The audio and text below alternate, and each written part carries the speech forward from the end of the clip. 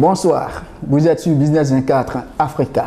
Du 24 au 26 avril 2017, Abidjan, la capitale de la Côte d'Ivoire, a vécu au rythme du premier atelier national de la normalisation électrotechnique. Quels sont les enjeux de cet atelier? Quelle est l'importance de la normalisation dans le secteur électrotechnique? Autant de questions qui trouveront réponse au cours de cette émission spéciale consacrée à la normalisation. Pour en parler, je suis avec deux invités. Monsieur Bruno Berked, bonsoir. Bonsoir. Vous êtes responsable du département électrotechnologique au sein de l'AFNOR. L'AFNOR, c'est l'Association française de normalisation. Vous êtes également secrétaire du comité électrotechnologique de France.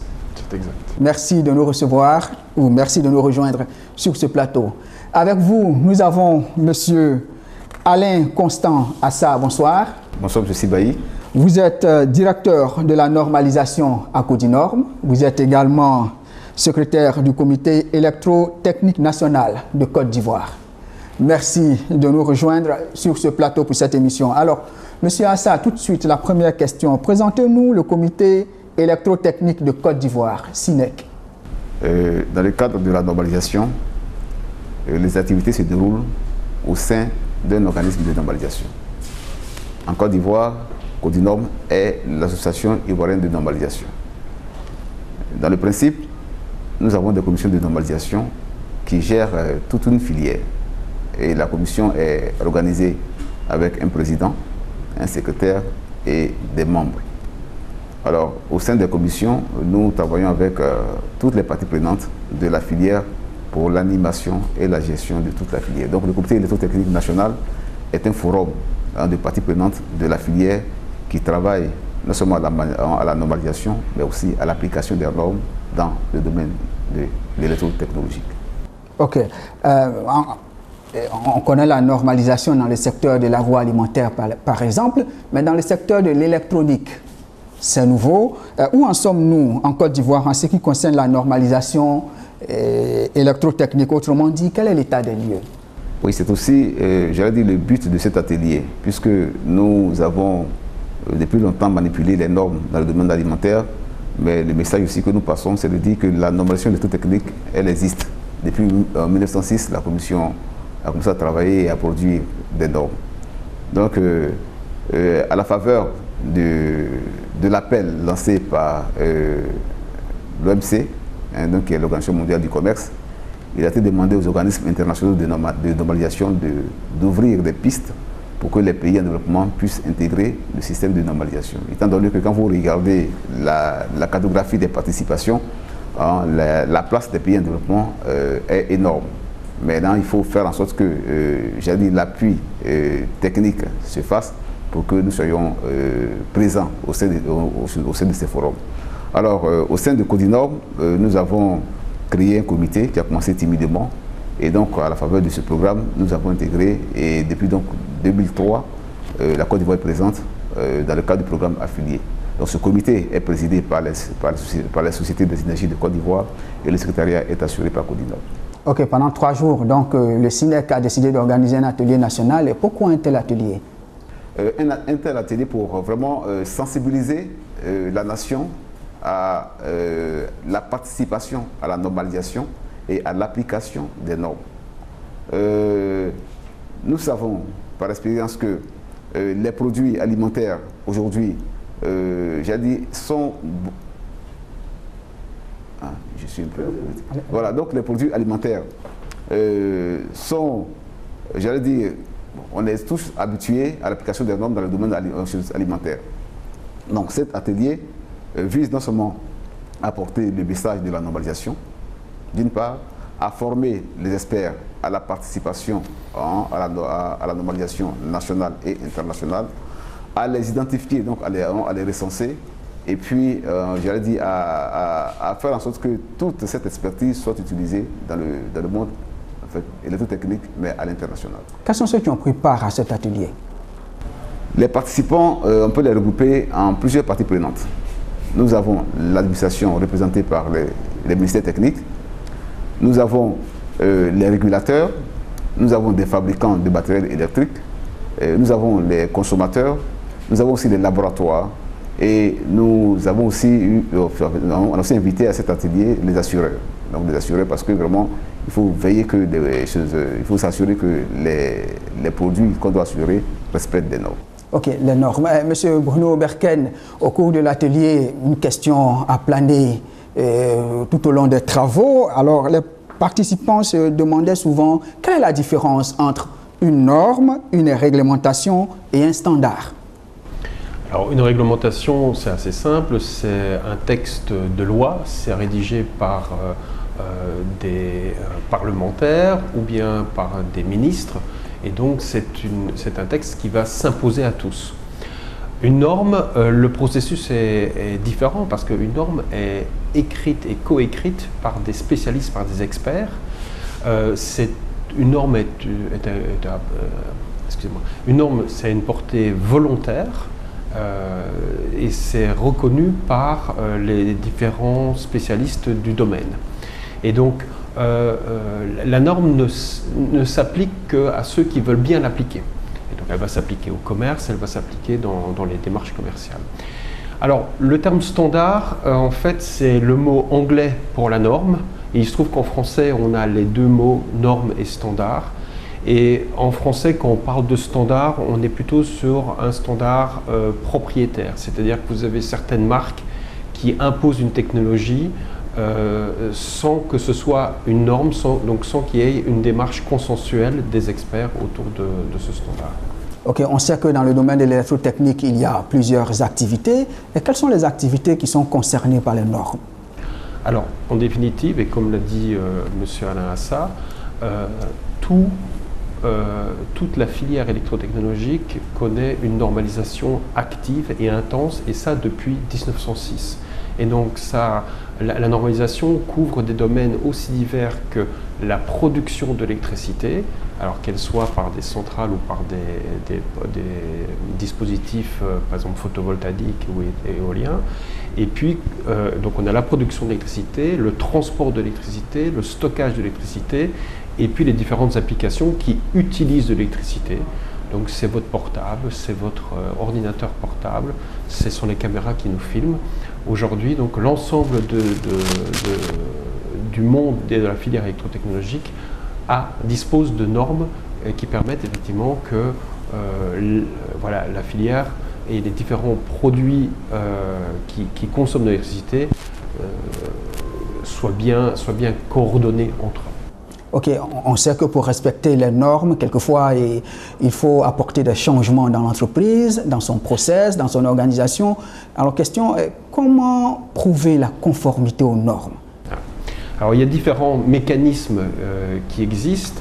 On peut d'abord avoir le déclaratif, c'est l'entreprise qui s'engage à respecter des normes, et il y a certains labels ou marquages qui sont relatifs à cette déclaration.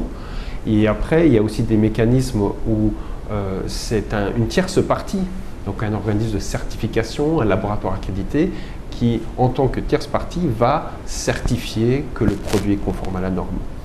Et donc ça, c'est l'évaluation de la conformité, donc c'est soit du déclaratif, soit une tierce partie. Et après, il y a un acteur qui est l'État et les services de contrôle, qui est aussi un acteur important parce que c'est un acteur qui peut contrôler le marché. Ok. Au sein du SINEC, est-ce que le comité électrotechnique réfléchit à cela?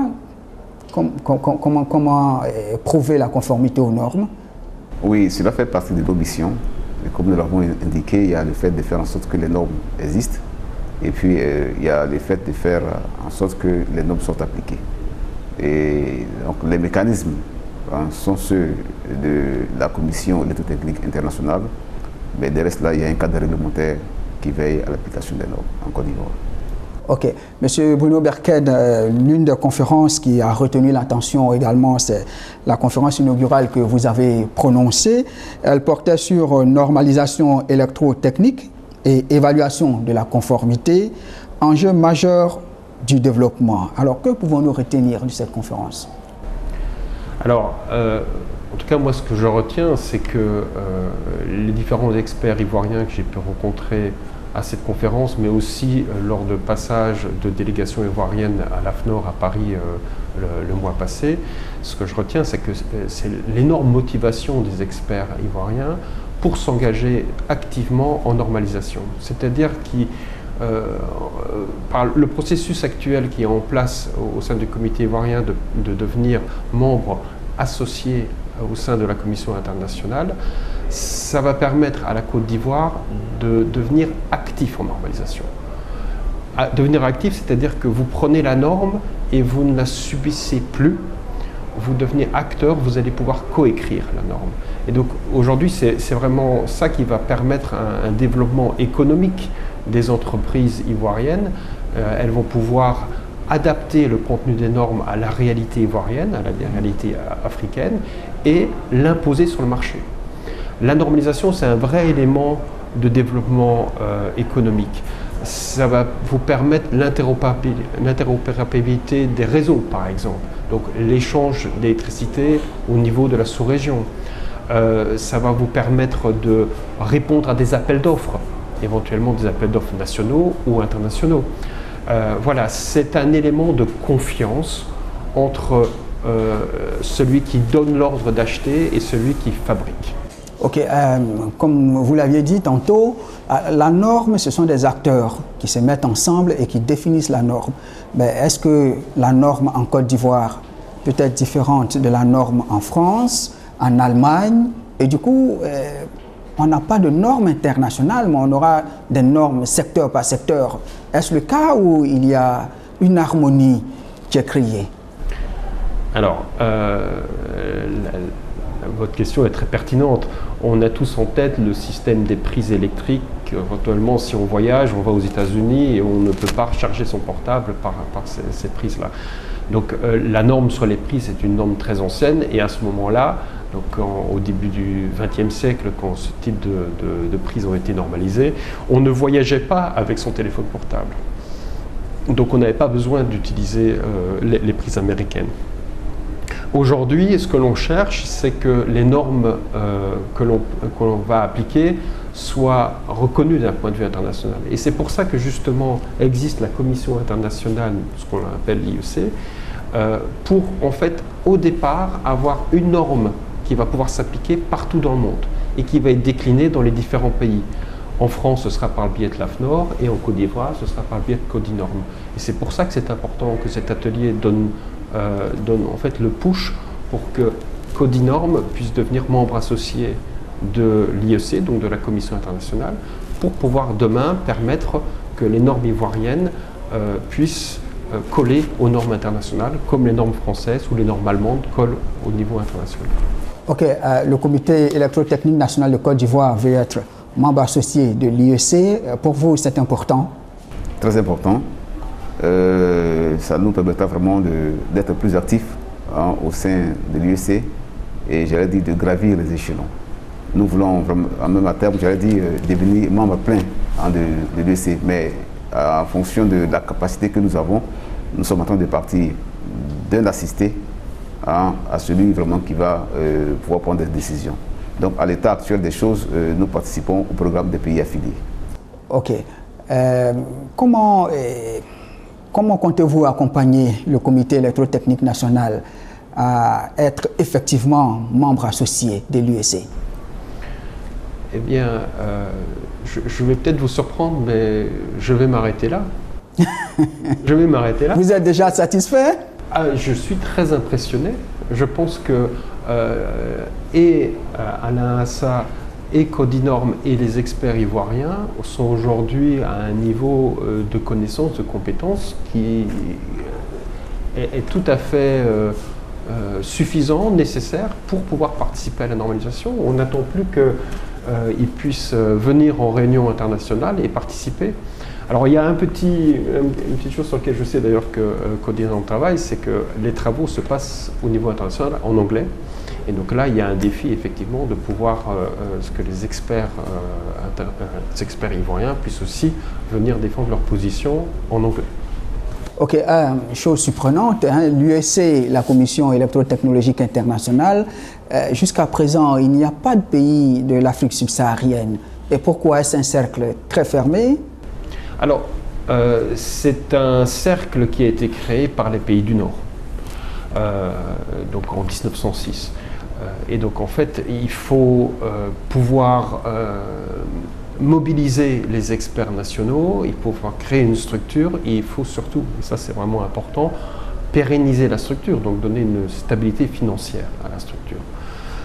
Il faut aussi que les entreprises soient persuadées que la normalisation va leur apporter quelque chose.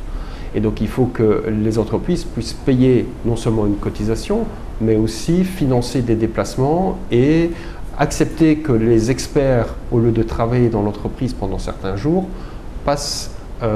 consacrent du temps en comité de normalisation. Donc c'est vrai que cette étape-là, elle a été franchie par certains pays, et en particulier les pays du Nord. Et c'est vrai qu'aujourd'hui, les pays africains poussent à la porte donc, de l'IEC, de la Commission internationale, et donc la Côte d'Ivoire en particulier sera le premier pays d'Afrique noire francophone qui va pouvoir devenir membre associé de l'IEC. Donc c'est, je pense, pour la Côte d'Ivoire, un vrai élan en termes de développement. Ok, d'accord. Merci. Pour revenir à ces 3 jours de travaux, 3 jours d'atelier, Monsieur Assa, quel bilan pouvez-vous faire du premier atelier national sur la normalisation électrotechnique qui s'est tenu, je le rappelle, du 24 au 26, ici même à Abidjan? Je pense que les bilans sont positifs. Premièrement, nous avons pu faire le tour de quelques structures depuis le lundi passé. On a rencontré pas mal de directions générales de structures. Et puis nous avons commencé l'atelier depuis hier et jusqu'à aujourd'hui. Cet atelier qui a vu la participation de plusieurs experts a pu permettre vraiment de former les experts, de passer le message de la normalisation et de l'évaluation de la conformité. Et nous pensons que les experts ont été aussi appelés à s'inscrire dans les commissions de normalisation et le travail donc va se poursuivre. Donc en termes de message, nous pensons que le message est passé et que tout le monde s'intéressera désormais à la normalisation dans le domaine de l'électrotechnique. Ok, après cet atelier, quelles sont les perspectives au niveau du SINEC? Les chantiers sont énormes. Nous allons continuer la sensibilisation. On a un programme de rencontre avec les universités. Nous avons fait l'année dernière une grande sensibilisation au sein de l'université Félix Houphouët-Boigny dans la filière en électrotechnique. Et nous allons rencontrer prochainement l'Institut national polytechnique Félix Houphouët-Boigny, James Sokro, le centre des métiers d'électricité de la CIE, pour continuer la sensibilisation. Mais en même temps, notre objectif principal, comme nous l'avons dit, c'est de devenir membre de l'UEC, membre associé. Et nous sommes aussi en train de mener des stratégies d'appui pour que les structures de la filière vraiment nous permettent de se mettre ensemble pour adhérer à cette organisation. Ok, pour l'heure, vous voulez être membre associé de l'UEC, pourquoi pas devenir membre plein? Oui, c'est une option, mais je pense qu'il faut être sage dans la vie. En fonction de ses capacités, il faut savoir marcher. Pour l'instant, nous pensons qu'on a franchi une étape, qui est l'étape du programme affilié. Maintenant, nous voulons passer au premier niveau d'être membre pour participer aux activités techniques. Et puis après, nous allons chercher à rentrer dans le conseil de l'UEC en étant membre plein. Ok, merci. Des ambitions, vous en avez. Monsieur Bruno Berken, qu'est-ce que vous voulez que les acteurs du secteur électrotechnique ivoirien retiennent de l'importance de la normalisation? Ce que j'ai envie qu'ils retiennent, c'est que, je pense que comme l'a dit Alain Assa, c'est que c'est un investissement sur le long terme. La normalisation électrotechnologique a 110 ans. Écrire une norme, c'est un processus de 3 à 5 ans. Après, on va réviser les normes par cycle de 5 ans, donc on s'inscrit dans la durée. Et donc en fait, ce que j'espère que les experts ivoiriens ont compris et entendu, c'est que non seulement il faut avoir une pérennité financière de la structure, mais aussi qu'il y ait un investissement des personnes sur le long terme. Et c'est là où les entreprises ivoiriennes seront gagnantes. C'est à partir du moment où elles auront compris qu'effectivement cet investissement qu'elles font aujourd'hui, il sera payant plus tard. Mais je vous dirais, j'ai exactement le même discours pour les entreprises françaises et pour nos parties prenantes françaises. On a régulièrement besoin de réexpliquer aux entreprises qu'il faut qu'elles soient présentes. Parce que, automatiquement, quand je vous parle de cycle de 5 à 10 ans, si on regarde comptablement, c'est un investissement lourd. Et voilà, vous appelez Business 24, vous savez que les financiers sont importants dans le monde économique. Et parfois, un financier peut dire, mais écoutez, on va faire quelques économies, on va éviter 1 ou 2 déplacements, on va peut-être licencier un technicien, un spécialiste. Et comptablement parlant, le bénéfice est immédiat. Mais par contre, on prend un retard et on le paye cher 5 ans, sur le long 10 ans plus tard. Et si je prends au niveau mondial, je vais prendre l'exemple des Chinois qui ont investi la normalisation internationale, aussi bien dans la partie ISO, qui est la partie filière générale, que la partie IEC, la filière électrotechnique. Et il y a 10 ans, on voyait quelques représentants chinois. À la dernière réunion de l'IEC, c'était la plus grande délégation au niveau international. Et les Chinois investissent les comités, sont présents, commentent et prennent des responsabilités au niveau international. Et je pense que pour la Chine, c'est important dans son intégration au sein de l'Organisation mondiale du commerce, l'OMC, et ils ont très bien compris ce qu'ils avaient à gagner. Et je pense que pour la Côte d'Ivoire, c'est un exemple à suivre. Alors, bien sûr, la Côte d'Ivoire n'a pas la taille de la Chine, mais les ambitions sont les mêmes. C'est d'être présent au niveau national, mais au niveau aussi international. Ok, Monsieur Alain Constant Assa, quel est votre message envers tous ces acteurs du secteur de l'électrotechnique en Côte d'Ivoire? Qu'est-ce que vous voulez qu'ils retiennent? Oui, en fait, c'est que toute la filière retienne que désormais, il y a un comité électrotechnique national qui est, j'allais dire, la porte d'accès à la normalisation internationale. Et deuxièmement, c'est d'appeler à toute l'expertise nationale, parce qu'en fait, c'est de ça qu'il s'agit. Il ne s'agit pas de rester dans son laboratoire ou dans son institut de recherche et puis faire, je veux dire, les travaux au sein de la structure, mais la valorisation de l'expertise, des résultats de la recherche, de tout ce que nous avons comme capacité, devrait être, j'allais dire, valorisé au sein de la commission de normalisation. Et en venant au sein de la commission de normalisation, alors nous inscrivons les experts dans les commissions internationales qui défendent, qui portent le point de vue de la Côte d'Ivoire. C'est vraiment ça, la partie expertise. Et puis après cela, je pense qu'il est bon de remercier l'AFNOR qui a mandaté une belle équipe dans le cadre de l'appui technique pour que notre participation soit active au sein de l'UEC. C'est aussi de remercier l'UEC qui a vraiment organisé le programme de parrainage pour permettre aux pays en développement d'être présents dans la normalisation internationale. Et je pense que cet atelier, si il a pu avoir lieu, c'est grâce à notre ministère de tutelle, le ministère de l'Industrie, qui a vraiment accordé la présidence par rapport à l'organisation de cet atelier.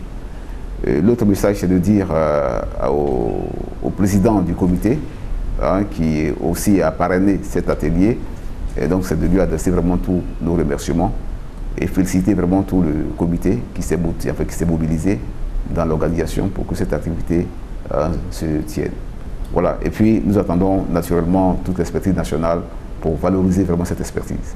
Ok, merci beaucoup. Chers téléspectateurs, nous devons retenir que désormais, en Côte d'Ivoire, il existe un comité électrotechnique qui sera en charge de tout ce qui concerne la normalisation, évidemment dans le secteur de l'électrotechnique. Notre émission tire à sa fin. Je rappelle que nous étions avec M. Alain Constant Assa. M. Alain Constant Assa est directeur de la normalisation à Codinorm. Il est aussi secrétaire du comité électrotechnique national de Côte d'Ivoire. Avec lui, il s'est déplacé de France à Abidjan, M. Bruno Berken. Merci beaucoup pour votre participation. Monsieur Bruno Berken, nous le rappelons, est responsable du département de l'électrotechnologique au sein de l'AFNOR. L'AFNOR, c'est l'Association française de normalisation. Il est aussi le secrétaire du comité électrotechnologique de France. Merci beaucoup, chers invités, pour votre participation. Chers téléspectateurs, cette émission tire à sa fin. Merci de nous avoir suivis et restés sur Business 24 Africa.